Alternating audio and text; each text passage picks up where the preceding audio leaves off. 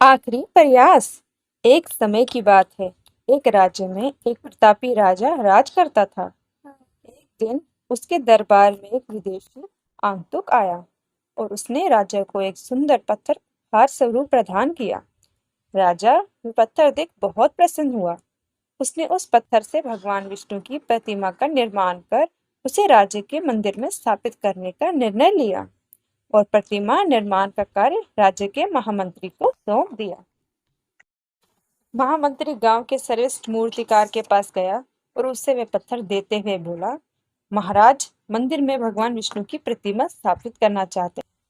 7 दिवस के भीतर इस पत्थर से भगवान विष्णु की प्रतिमा तैयार कर राजमहल पहुंचा देना। इसके लिए तुम्हें 10 स्वर्ण मुद्राएं दी जाएगी। 10 स्वर्ण मुद्राएं की बात सुनकर मूर्तिकार खुश हो गया और महामंत्री के जाने के उपरांत प्रतिमा का निर्माण कार्य प्रारंभ करने के उद्देश्य से अपने औजार निकाल लिए।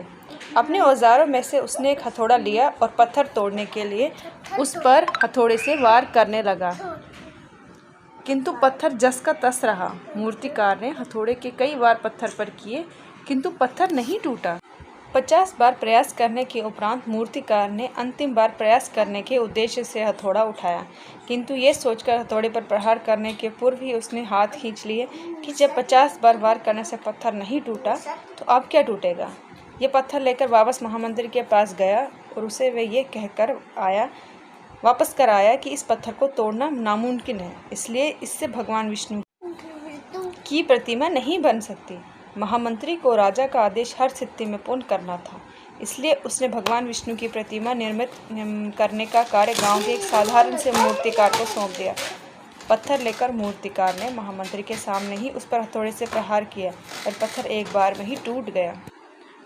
पत्थर न टूटने के बाद मूर्तिकार प्रतिमा बनाने में जुट गया। इधर महामंत्री सोचने लगा कि काश पहले मूर्तिकार ने एक अंतिम प्रयास किया होता तो सफल हो गया होता और 10 स्वर्ण मुद्राएं का हकदार बनता। सीख। मित्रों, हम भी अपने जीवन में ऐसी परिस्थितियों से दो चार होते रहते हैं।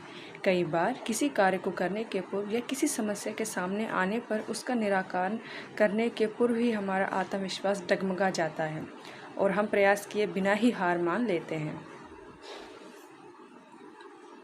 कई बार हम 1-2 प्रयास में असफलता मिलने पर आगे प्रयास करना छोड़ देते हैं, जबकि हो सकता है कि कुछ प्रयास और करने पर कार्य पूर्ण हो जाए या समस्या का समाधान हो जाता है। यदि जीवन में सफलता प्राप्त करनी है तो बार बार असफल होने पर भी तब तक प्रयास करना नहीं छोड़ना चाहिए जब तक सफलता नहीं मिल जाती। क्या पता जिस प्रयास को करने के पूर्व हम हाथ खींच लें वही हमारा अंतिम प्रयास हो और उसमें हमें कामयाबी प्राप्त हो जाए। धन्यवाद।